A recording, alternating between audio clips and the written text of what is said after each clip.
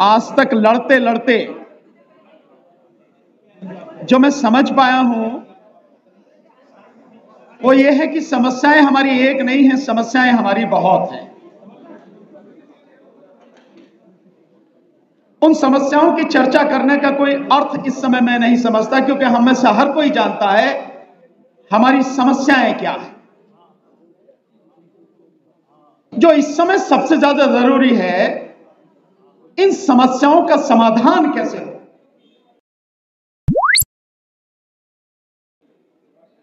और हमारे सामने जो बिल्कुल दिख रहा है, जो सबसे बड़ा संकट है, उस संकट से हम कैसे निजात पाए, उस संकट से कैसे हम बाहर निकले, उस संकट को हम कैसे रोकें।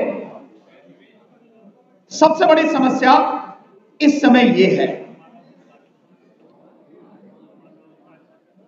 और मैं समझता हूं कि इस समय जो आपातकाल है वो एक ही है कि किस तरह से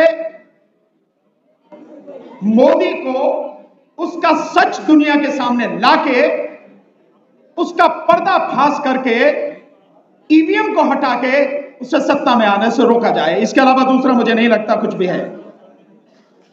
अगर हम ईवीएम को रोक पाए तो निश्चित रूप से हमारी जो बाकी दिक्कतें हैं, बाकी समस्याएं हैं, उनका समाधान का रास्ता भी निकलना शुरू हो जाएगा। लेकिन पहले हर सूरत में ईवीएम को हमें रोकना पड़ेगा और 2024 का चुनाव किसी कीमत में भी ईवीएम से ना हो पाए, इसके लिए लड़ना पड़ेगा। मैं लड़ाई की बात कर रहा हूं, केवल सुनने की नहीं, लड़ना पड़ेगा। और लड़ाई सड़क पर होती है, लड़ाई बंद कमरों में नहीं होती, घर में बैठ के नहीं होती, केवल सुनने से नहीं होती, सड़क पे आके कदम से कदम और कंधे से कंधा मिलाकर संघर्ष करने से होती है। अगर 4 महीने, आने वाले 4 महीने, आज 30 जनवरी है, कल 31 और उसके बाद में फरवरी का महीना शुरू हो जाएगा। गिनती के 4 महीने इस देश के लोग अगर ईमानदारी से लड़ लिए, ईमानदारी से, तो इस देश का इतिहास ही कुछ और होगा। जो वो रचना चाह रहे हैं उससे बिल्कुल उलट होगा अगर ईमानदारी से आप लड़ लिए तो। और जितने लोग यहां बैठे हैं, अगर इन्होंने भी ईमानदारी से काम किया तो दिल्ली को खड़ा करने में 15 दिन से ज्यादा नहीं लगेंगे। और अकेले दिल्ली अगर खड़ा हो गई तो सरकार घुटनों पर आ जाएगी। अगर दिल्ली खड़ा हो गई तो अब हमें सिर्फ काम ही करना है। और काम क्या करना है? वो सच्चाई जो धीरे धीरे हम लोग बता रहे हैं, वो सच्चाई जो धीरे धीरे करके सामने आ रही है, वो सच्चाई कि इस देश में एक इंडिपेंडेंट इलेक्शन कमीशन हुआ करता था, वो आज की तारीख में इस देश के प्रधानमंत्री का गुलाम बन चुका है, उसकी जेब में रखा हुआ, पॉकेट में रखा हुआ सामान बन चुका है। उसको, उस रिश्ते को दुनिया के सामने बताना है। वो क्या है रिश्ता? हमने बाकायदा आरटीआई के माध्यम से खुलासा करके बताया कि सरकार और इलेक्शन कमीशन बिल्कुल एक हैं, कहीं भी अलग नहीं है। जबकि इस देश के संविधान ने अनुच्छेद 324 के तहत इस देश के लिए एक इंडिपेंडेंट, पूरी तरह से स्वतंत्र इलेक्शन कमीशन बनाया था। और वो पूरी तरह से स्वतंत्र रहे, उस पर किसी का दबाव ना हो, कहीं से भी कोई उसको छेड़ ना सके, उसके लिए सारे संवैधानिक प्रावधान किए थे। लेकिन इस ईवीएम को लाकर, इस ईवीएम के माध्यम से जो कंपनियां मशीनें बना रही हैं, एक ECIL हैदराबाद यानी electronic corporation of India limited और दूसरी BEL भारत इलेक्ट्रॉनिक्स लिमिटेड, ये जो दोनों कंपनियां बना रही हैं, ये दोनों कंपनियां भारत सरकार की हैं। ये बाकायदा आरटीआई के माध्यम से हम लोगों ने खुलासा किया। और आज एक और खुलासा किया है, बल्कि वो कई टीवी चैनल्स पर लगातार चल रहा है। और वो खुलासा यह है कि ये जो आपकी कंपनी है ना, BEL भारत इलेक्ट्रॉनिक्स लिमिटेड, जो सॉफ्टवेयर डेवलपमेंट का काम कर रही है और सॉफ्टवेयर को और उस चिप को दोनों को असेंबल कर रही है, ये बीजेपी की एक तरह से संस्था है, बीजेपी की, भारत सरकार की नहीं। वो क्या है खुलासा कि जो BEL कंपनी है, इस BEL कंपनी में कुल 7 डायरेक्टर हैं और उन 7 डायरेक्टरों में से 4 बीजेपी के पदाधिकारी हैं, 4। तो बीईएल कंपनी जो है, भारत इलेक्ट्रॉनिक्स कंपनी लिमिटेड जो है, बीईएल न रह के आज की तारीख में बीजेपी इलेक्ट्रॉनिक्स लिमिटेड बन गई है, भारत इलेक्ट्रॉनिक्स लिमिटेड की जगह पर। यानी कि जो कंपनी मशीन बना रही है उसमें कौन व्यक्ति है? उसमें भारतीय जनता पार्टी के लोग हैं, और 4 लोग हैं। मैं उनका नाम बताता हूं आपको कौन कौन है।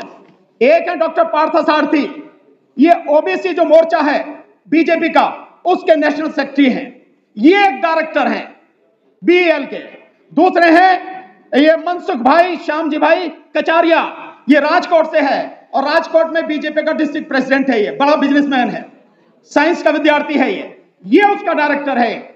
और तीसरा है शिवनाथ यादव, ये उपाध्यक्ष है उत्तर प्रदेश भारतीय जनता पार्टी का, और बनारस का रहने वाला है ये व्यक्ति, ये भी उसका डायरेक्टर है। और चौथा है श्रीमती श्यामा सिंह, ये फॉर्मर वाइस प्रेसिडेंट रही है बिहार से बीजेपी की, ये भी डायरेक्टर है। यानी 7 में से 4 डायरेक्टर उस कंपनी के जो बिल्कुल अलग होनी चाहिए थी, उसमें ये बीजेपी के लोग हैं। और ये सारे वो लोग हैं जो सॉफ्टवेयर डेवलपमेंट का काम करते हैं, और सॉफ्टवेयर और जो चिप है वो कैसे काम करेगी वो करते हैं। मोटे मोटे शब्दों में कहो कि किस पार्टी को, किस कैंडिडेट को कितनी वोट देनी है, कितनी नहीं देनी, किसको जिताना, किसको हराना, ये सारा वो काम ये कर रहे हैं।